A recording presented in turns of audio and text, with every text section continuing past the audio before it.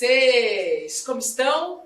Firmes e fortes? Muito bem, hoje nós vamos para mais uma aula aqui, né, na LAC de língua portuguesa, mas agora com uma perspectiva diferente. Nós vamos deixar um pouquinho a gramática e vamos falar um pouquinho de interpretação de texto. Que tal? Vamos conversar sobre alguns conceitos da percepção, né, da intelecção, da percepção, da compreensão, da apreensão de textos. A aula de hoje nós vamos falar sobre semântica, significação e contexto.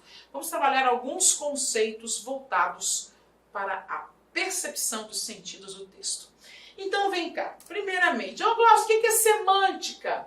Olha que imagem fofinha, né? O que é semântica? Bom, eu poderia ficar meia hora aqui explicando para você o que é semântica, mas a gente quer ser diretos e objetivos, porque aqui nós vamos falar de noções básicas da percepção do texto. Tá? Então, automaticamente, eu preciso que você relacione a palavra semântica à palavra sentido. Falou semântica, você pensa em sentido. A semântica, o sentido, tudo bem? E a construção do sentido advém de uma série de recursos, né, que nós precisamos conhecer.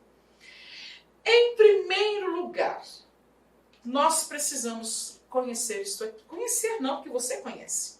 Sim, você conhece, só precisamos ativar esse ponto do seu cérebro onde essa informação foi guardada. Olhem lá. Não há texto sem contexto. E o que é contexto? Contexto são circunstâncias políticas, sociais, históricas, culturais, entre outras, que vão permitir que nós compreendamos o âmbito, né, da palavra. Então, por exemplo, a palavra frio. O que é frio? Frio pode ser várias coisas.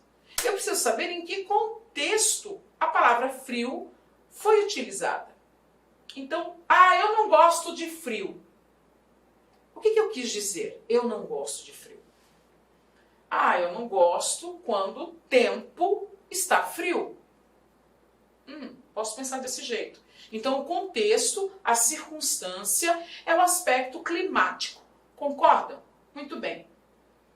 Ô, Glaucio, como é que você quer o seu café? Eu não gosto de frio. Olha lá. Agora, embora frio continue falando, né, continue remetendo a ideia de temperatura, não é mais uma questão climática, né? Tem a ver realmente com o calor de uma substância, no caso, o café. E aí, Glaucio, como é que você gosta das pessoas? Gente pra cima, não gosto de gente fria, não. Olha lá, frio aqui já tem uma outra significação, né? Esse seu coração frio. Olha lá, frio agora adquiriu outra significação, viu? Eu preciso observar em que circunstância a frase foi construída ou proferida para eu entender o valor semântico, o valor de sentido da palavra, ok? Então, sem contexto, não tem texto. Porque como é que eu vou entender o que todo o texto quis dizer? Tá, tópico 1. Bom, eu preciso que vocês compreendam, meninos, que produzir um texto, o que é um texto para você? Vamos pensar nesse propósito. O texto é um enunciado, é uma produção intelectual ali, né? Que ela é dotada de um sentido considerado dentro de um contexto. Então você há de concordar que a partir do momento que eu produzo uma informação e você entende a minha informação, eu tenho um texto. Não é? O meu texto pode ser verbal, o meu texto pode ser não verbal. Eu posso fazer isso aqui para você e você vai entender muito bem o que eu quis dizer. Né? Ou assim. Agora inventaram assim, não. Não sei. Acho que é assim. Né? E aí nós vamos dando significados a simbologias, né? A estruturas. Nós vamos criando, recriando, significando e ressignificando os signos. Né? Os signos linguísticos, que são as palavras, e os signos visuais, que são os símbolos, que são os índices, que são os ícones, que nós vamos usar nos diferentes tipos de texto que vamos produzir. Muito bem, então eu quero que você veja isso aqui. A hierarquia de sentidos do texto e a situação comunicativa. Para a gente ter aquela percepção de contexto. Devemos saber associar texto e contexto, pois as circunstâncias em que um texto é produzido são primordiais para a sua compreensão.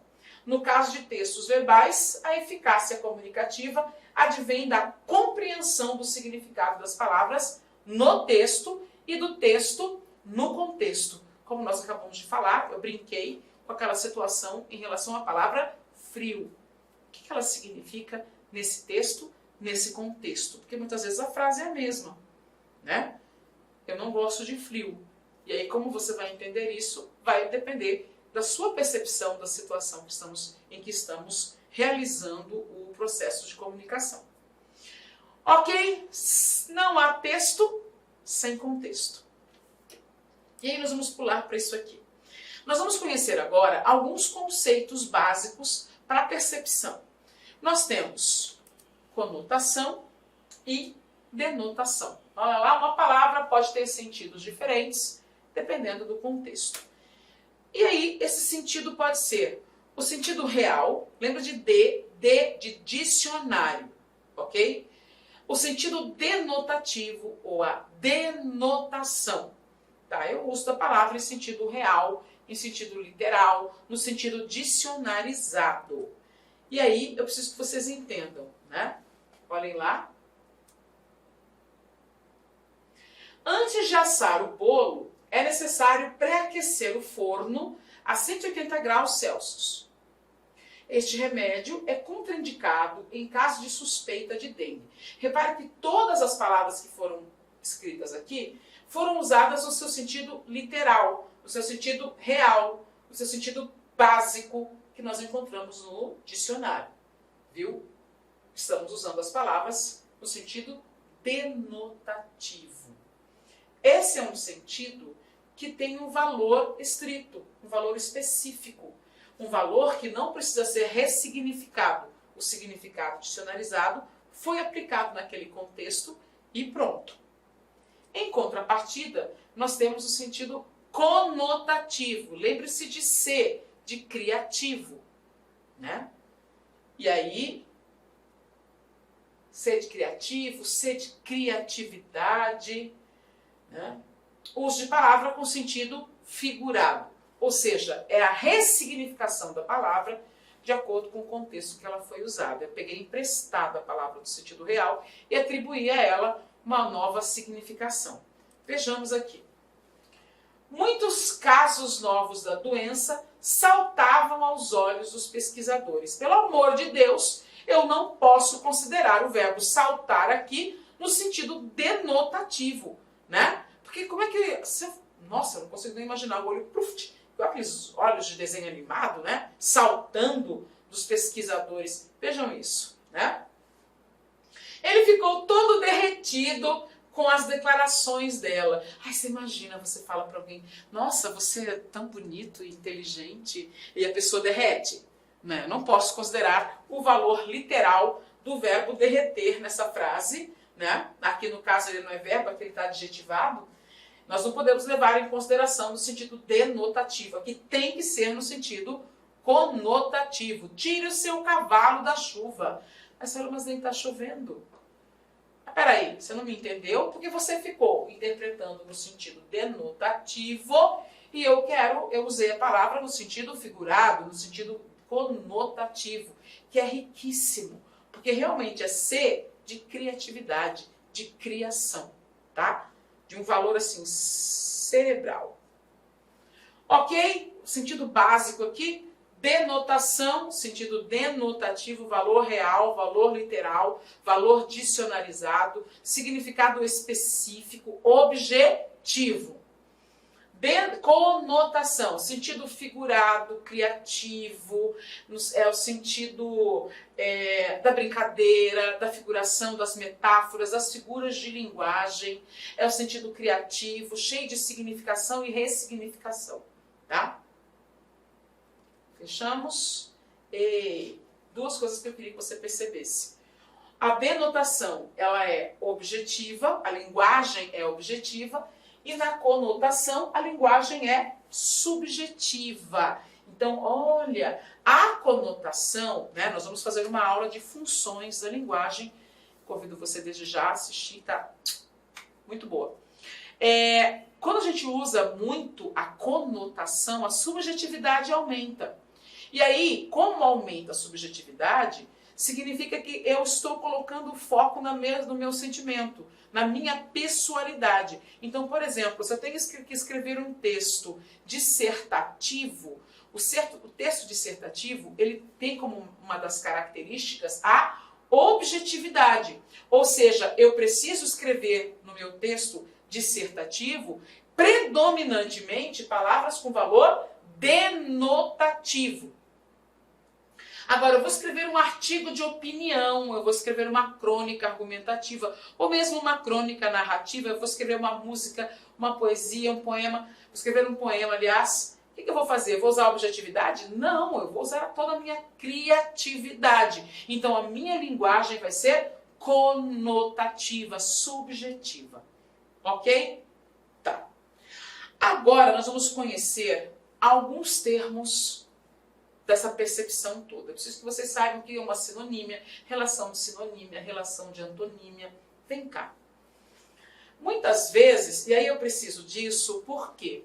Porque nós vamos falar bastante de tipologia textual, né? E a aula de hoje é para nós conversarmos sobre esses conceitos aqui. Então vejam, muitas vezes eu preciso, para evitar a repetição de uma palavra, eu preciso lançar mão, dentro do contexto, de palavras que possam substituí-la, sem haver prejuízo de sentido, né? E aí o que eu vou fazer? Eu vou apelar para algumas estratégias, né? Eu vou lançar mão de algumas estratégias para conseguir esse efeito coesivo, né? Dentro do texto. Vem cá para a sinonímia. Dentro de um contexto, duas ou mais palavras representam significados iguais ou semelhantes. Veja bem, iguais ou semelhantes, levando em consideração que não existem sinônimos perfeitos, né? Ao fazer a substituição de uma palavra para outra, nós levamos um pouquinho da carga semântica que ela tem, que pode ir um pouco além da palavra original que você tinha usado, ou ficar um pouco aquém desse significado. Vem cá. Eu preciso que vocês entendam que nós temos sinônimos, nós temos hipônimos e nós temos hiperônimos. Tudo isso dentro da relação de sinonímia. Por quê? Quando nós falamos em sinônimos, nós realmente estamos falando dessa proximidade de sentido. Exemplo, o verbo haver é sinônimo do verbo existir e vice-versa em alguns contextos, certo? Certo. Os sentidos são semelhantes. Não existe uma hierarquia entre haver e existir. Concordam? A partir do momento que existe uma hierarquia, essa palavra tem uma significação mais ampla. Não, essa palavra tem uma significação mais restrita. Porém, neste contexto, eu posso usá-las como sinônimo. Por exemplo, está você falando sobre gatos, né? Porque os gatos são independentes, os gatos eles têm uma relação de domínio muito maior que a dos cães, porque os gatos, chega, não aguento mais você falar gatos. Mude. Use um sinônimo para gato. Aí você coloca, porque os gatos são extremamente independentes, né? Esses felinos costumam dominar o ambiente. Olha que lindo, para evitar a repetição da palavra gato. Você usou o termo felinos, com o pronome anafórico, né? Mas usei felino. Então veja, ou em um outro momento, esses animais, olha lá, já tinha falado gato, aí eu falei felino, agora eu falei animal. Olha que eu criei uma hierarquia dentro do texto, né?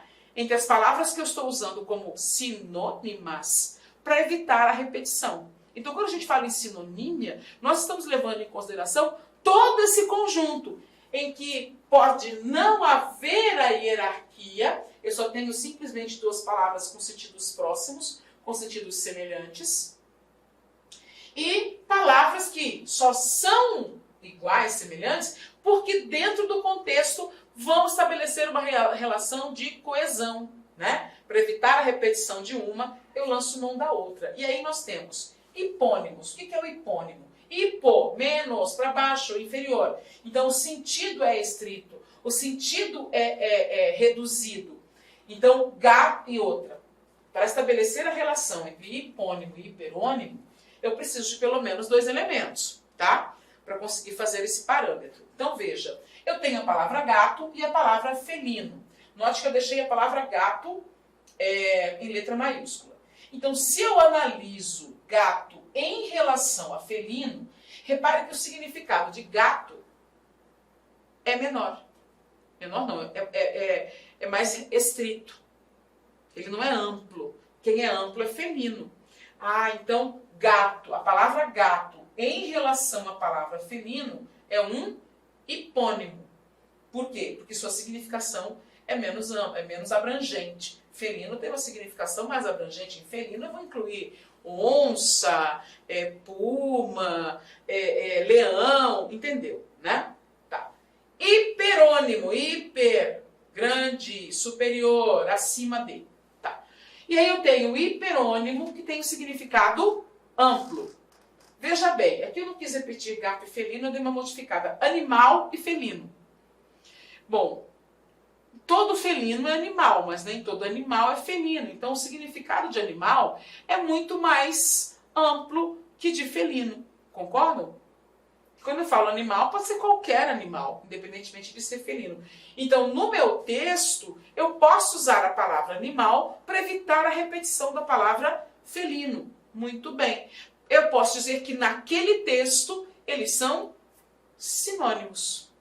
Eles são sinônimos com hierarquia. Eles são, no caso de animal em relação a felino, animal é hiperônimo. Felino com relação a animal é um hipônimo.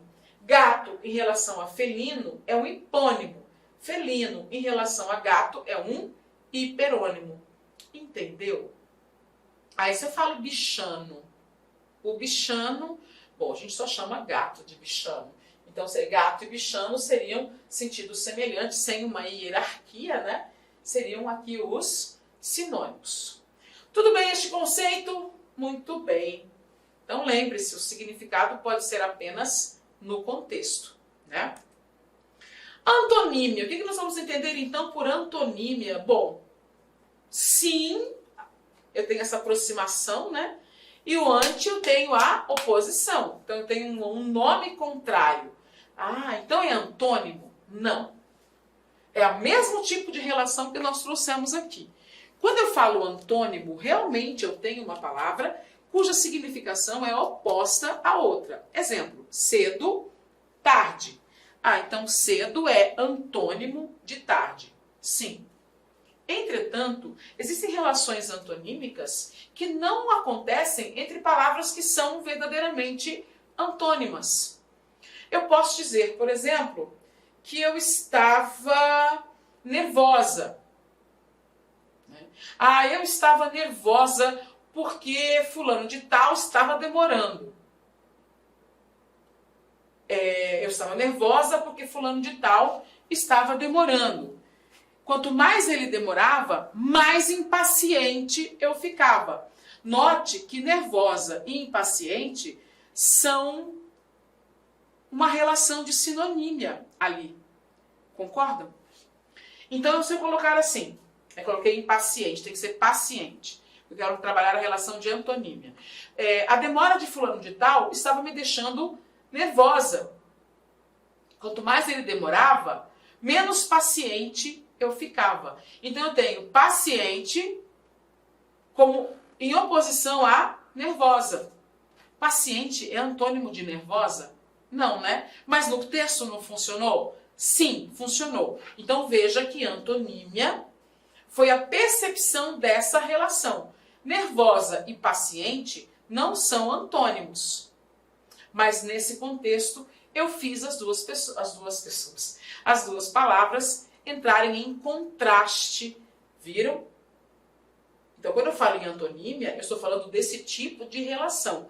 Ou seja, não só da relação em que duas palavras realmente são antônimas, desde lá do dicionário. Mas eu posso criar uma relação de oposição entre duas palavras que não são necessariamente antônimas fora do contexto e naquele contexto elas possam desenvolver essa relação. Então a antonímia, dentro de um contexto, duas ou mais palavras representam significados contrários, porém não necessariamente antônimos, não é mesmo? Veja bem que é tudo dentro do contexto para você perceber que eu preciso de uma situação específica do uso da língua para poder avaliar essas questões. E para você ficar esperto de que antônimo, no contexto, não é só palavras que são contrárias, aliás, a antonímia, né? Não se refere apenas ao antônimo, aquelas palavras que são naturalmente contrárias. Eu posso conseguir esse efeito de outra forma também.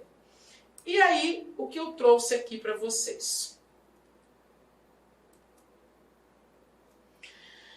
Eu quis trazer, inclusive, a relação de antonímia visual. Por quê? Porque você pode trabalhar com texto que é verbal e texto não verbal. E ao perceber essa questão do verbal e do não verbal, é necessário antever as relações de contraste. Então, assim como na sinonímia nós temos uma relação de proximidade, né? Na antonímia nós vamos ter uma relação de contraste, né? De quebra de expectativa em relação às diferentes partes do texto. Aqui nós estamos vendo textos mistos, né? Textos verbais e não verbais, mas repare que a relação de antonímia, a relação de oposição, ela está principalmente aqui, né? No aspecto não verbal. Aqui, olha, é um texto machista, tá, gente? Olhem lá. Nós temos dois homens que se encontram, né? Se olham, olho no olho, e se cumprimentam. Oi, oi, beleza? Beleza, tudo bem, meu amigo? Tudo bem aí, valeu então. Fechou. Os dois caras conversando. Agora, olha de baixo, observe a crítica que é feita aqui, né, ao comportamento feminino. Enquanto os dois homens têm uma visão em linha reta, né, uma visão horizontal, olho no olho, se cumprimentam e pronto. A mulher se cumprimenta, as mulheres se cumprimentam, mas sem tirar o olho. Elas olham tudo da outra. Examinar cabelo, avaliar a pele, julgar maquiagem, inspecionar joias, estou vendo seu top, comparar busto, o bronze é verdadeiro, na moda ou demodê, chave do carro legal, tem celulite, jeans novo ou velho, sapatos são feios ou bonitos, reparar o tornozelo, depilação em dia, identificar o celular, barra na bermuda, viu? Elas começaram a avaliar uma a outra. E aí eu tenho aqui um contraste entre o comportamento feminino e o comportamento masculino. Esse te percebe aqui uma crítica social que é feita nesse texto não verbal. Aliás, nesse texto sincrético, né? É um texto misto, é um texto híbrido que tem verbal e não verbal. E a gente consegue detectar essa relação de oposição entre as partes. Aqui nós temos, meninos, a antonímia. Veja bem. O Fabinho disse que a mãe dele é doméstica.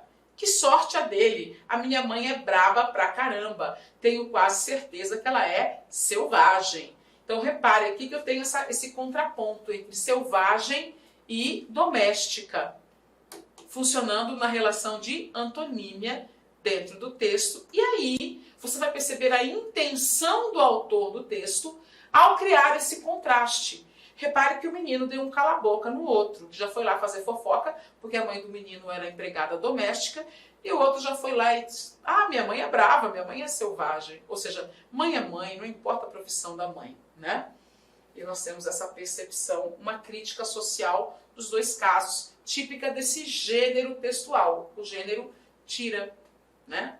Uma tira, um cartoon, em que nós vamos perceber que existe uma argumentação por trás das palavras, uma argumentação por trás dos mecanismos de criação de antonímias, né? De oposições, aliás. Tudo bem? Prontos para o próximo? O que nós temos aqui? Nós temos agora a relação de homonímia. Tá, por que você está falando de homonímia? O que isso tem a ver com sentido? Porque agora nós vamos trabalhar com palavras que têm sentidos diferentes, mas nos confundem, porque elas ficam ou iguais ou parecidas. E esse é um recurso que pode ser usado no texto, por exemplo, para gerar humor. Nós vamos observar que existem algumas consequências de determinadas estruturas que nós vamos chamar de efeito de sentido. tá? Nós temos o texto, o sentido, e nós temos também o efeito do sentido.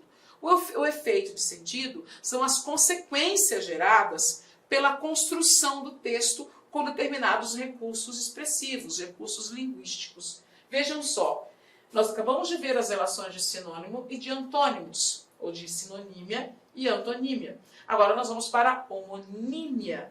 É possível, por exemplo, entender o seguinte: os homônimos são palavras, vamos preencher, homônimos podem ser homógrafos, homônimos podem ser homófonos, e existem os homônimos perfeitos. Tá? O que é a homonímia? A homonímia é o uso, essa relação aqui, de homógrafos. Ó, os homônimos são palavras que têm a mesma grafia, ou a mesma pronúncia, ou os dois, tá? Então, se eu tenho, até puxar aqui a setinha, um homônimo homógrafo, um homônimo homófono, um homônimo perfeito. E isso pode confundir, tanto numa questão de gramática, quanto lá na interpretação de texto, porque nós vamos ter um efeito chamado ambiguidade. E a gente pode construir ambiguidade exatamente por meio da homonímia. Viu? Então é importante que você domine, é importante que você saiba, para você poder identificar, né? Quem não sabe o que procura, não identifica o que acha. Então você precisa saber esta relação para você, ao fazer uma análise, por exemplo, de um cartoon, entender os processos de criação e a forma como a questão social foi abordada naquele texto. Tudo bem? Então vejamos aqui. Homo tem igual. Homo é igual. Igual em quê? Homógrafo. Grafo é letra, grafia. Então homônimo, homógrafo são palavras que têm mesma grafia, porém a pronúncia é diferente e o sentido, né, é diferente também. Muito bem. Homófono. Homo igual. Fono, som, pronúncia. Ah, então uma palavra que é homônima, homófona, ela tem com outra a mesma pronúncia, mas as letras não são as mesmas e o sentido também, o significado também não é. E aí nós temos os sinônimos perfeitos, que, como eu gosto de dizer, o significado aqui é autoexplicativo. Se ele é perfeito, é porque tanto a grafia quanto a pronúncia são idênticas, embora o sentido seja diferente. Vamos à prática. Olha isto. Ai, olha só isso aqui, gente. Foi seu beijo que tirou o gosto de todos os outros. O gosto.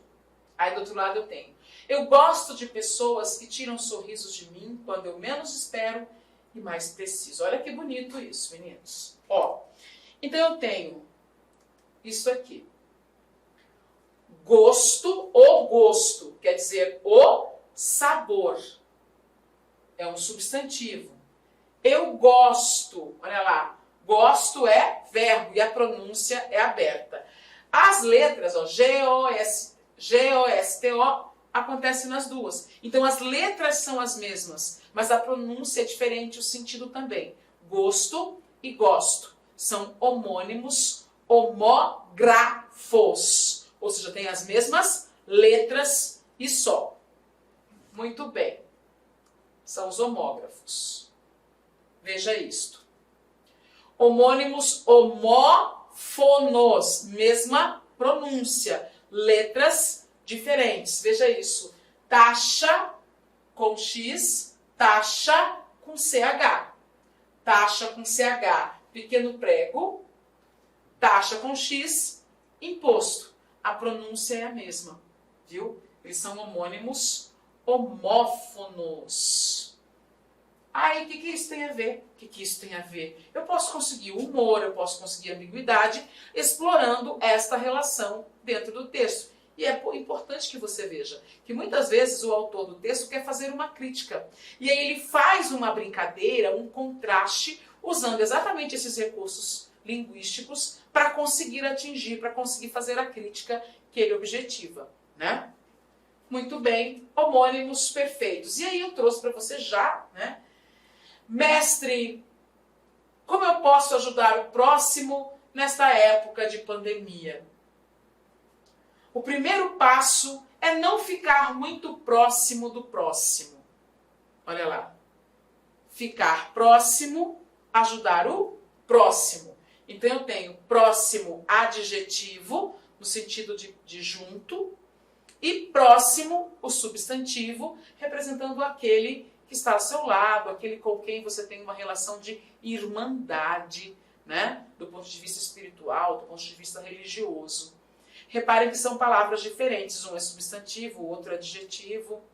Inicialmente eu peço licença para vocês, pois interrompi os seus estudos, mas olha só, essa videoaula é uma videoaula demonstrativa do nosso site Lá Concursos, da nossa professora Glauci de língua portuguesa. E tem um convite especial para você. Você quer continuar assistindo essa videoaula até o final? Você quer ter o material de apoio? Mais ainda, você quer ter todo o conteúdo produzido, inclusive nós temos aí alguns módulos ministrados presencialmente pela professora Glauci. Então, clique aqui embaixo, faça sua matrícula. Nós estamos disponibilizando essa super isolada da professora Glauci. Você vai ter acesso aí a 1 ano de conteúdo e todo o material produzido por ela estará nessa isolada aqui da Lá Concursos. Então, vem comigo, vamos lá, vamos estudar. Pode ter certeza que as suas dificuldades de língua portuguesa e interpretação de textos serão sanadas. Professora top de linha. Valeu!